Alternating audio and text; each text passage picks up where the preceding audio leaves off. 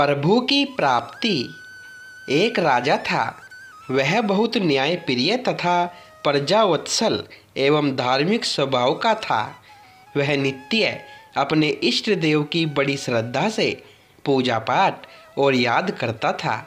एक दिन इष्ट देव ने प्रसन्न होकर उसे दर्शन दिए तथा कहा, राजन, मैं तुमसे बहुत प्रसन्न हूँ। बोलो, तुम्हारी कोई इच्छा है? प्रजा को चाहने वाला राजा बोला, भगवान, मेरे पास आपका दिया सब कुछ है। आपकी कृपा से राज्य में सब प्रकार सुख शांति है। फिर भी मेरी एक ही इच्छा है कि जैसे आपने मुझे दर्शन देकर धन्य किया, वैसे ही मेरी सारी प्रजा को भी कृपा कर दर्शन दीजिए। यह तो संभव नहीं है, ऐसा कहते हुए भगवान ने राजा को समझाया। परंतु प्रजा को चाहने वाला राजा भगवान से जिद करने लगा। आखिर भगवान को अपने साधक के सामने झुकना पड़ा और वे बोले, ठीक है, कल अपनी सारी प्रजा को उस पहाड़ी के पास ले आना और मैं पहाड़ी के ऊपर से सभी को दर्शन दूंगा। ये सुनकर राजा अत्यंत प्रसन्न हुआ और भगवान को धन्यवाद दिया। अगले दिन सारे नगर में ढिंढोरा पिटवा दिया कि कल सभी पहाड़ के नीचे मेरे साथ पहुँचे, वहाँ भगवान आप सबको दर्शन देंगे। दूसरे दिन राजा अपने समस्त प्रजा और स्वजनों को साथ लेकर पहाड़ी की ओर चलने लगा। चलते चलते रास्ते में एक स्थान पर तांबे के सिक्कों का पहाड़ देखा। प्रजा में से कुछ एक लोग उस ओर भागने लगे।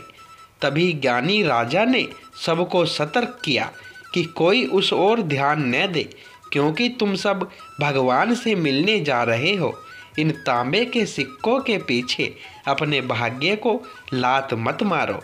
परंतु लोभ लालच में वशीभूत प्रजा के कुछ एक लोग तो तांबे के सिक्कों वाली पहाड़ी की ओर भाग ही गए और सिक्कों की गठरी बनाकर अपने घर की ओर चलने लगे।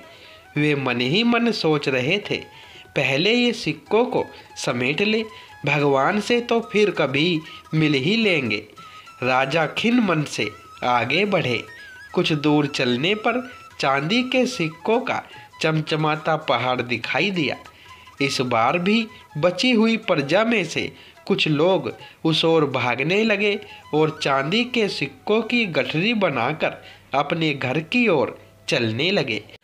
उनके मन में विचार चल रहा था कि ऐसा मौका बार बार नहीं मिलता है। चांदी के इतने सारे सिक्के फिर मिले न मिले, भगवान तो फिर कभी मिल ही जाएंगे।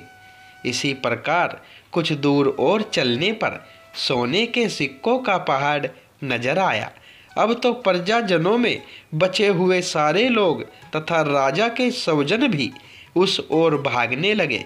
वे भी दूसरों की तरह सिक्कों की गठरियाँ लाद लाद कर अपने अपने घरों की ओर चल दिए।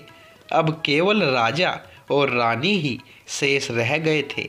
राजा रानी से कहने लगे, देखो कितने लोभी है ये लोग, भगवान से मिलने का महत्व ही नहीं जानते हैं। भगवान के सामने सारी दुनिया की दौलत क्या चीज़ है। सही बात है। रानी ने राजा की बात का समर्थन किया और वह आगे बढ़ने लगे। कुछ दूर चलने पर रानी ने देखा कि सप्तरंगी आभा बिखेरता हीरो का पहाड़ है। हीरो के आकर्षण से वह भी दौड़ पड़ी और हीरो की गठरी बनाने लगी। फिर भी उसका मन नहीं भरा तो साड़ी के पल्लू में भी बांधने लगी। वजन के कारण रानी के वस्त्र देह से अलग हो गए, परंतु हीरो का तृष्णा अभी भी नहीं मिटी। यह देख राजा को अत्यंत ही गिलानी और विरक्ति हुई। बड़े दुखद मन से राजा अकेले ही आगे बढ़ते गए। वहाँ सचमुच भगवान खड़े उनका इंतजार कर रहे थे। राजा को देखते ही भगवान मुस्कुराए और पूछा, कहाँ है तुम्हारी प्रजा और तुम्हारे प्रियजन? मैं तो कब से उनसे मिलने के लिए बेकरारी से उनका इंतजार कर रहा हूँ। राजा ने शर्म और आत्मगिलानी से अपना सर झुका दिया। तब भगवान ने राजा को समझाया, राजन, जो लोग अपने जीवन में भौतिक सांसारिक प्राप्ति को मुझसे अधिक मानते हैं, उन्हें कदाचित मेरी प्राप्ति नहीं होती और वह मेरे स्नेह तथा कृपा से भी वंचित रह जाते हैं।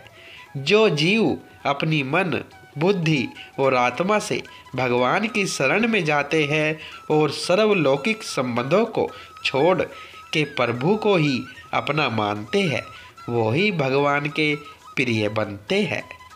तो दोस्तों, ये जानकारी अच्छी लगी हो तो वीडियो को लाइक करें, शेयर करें और चैनल पर पहली बार आए हो तो चैनल को सब्सक्राइब करें। धन्यवाद दोस्तों।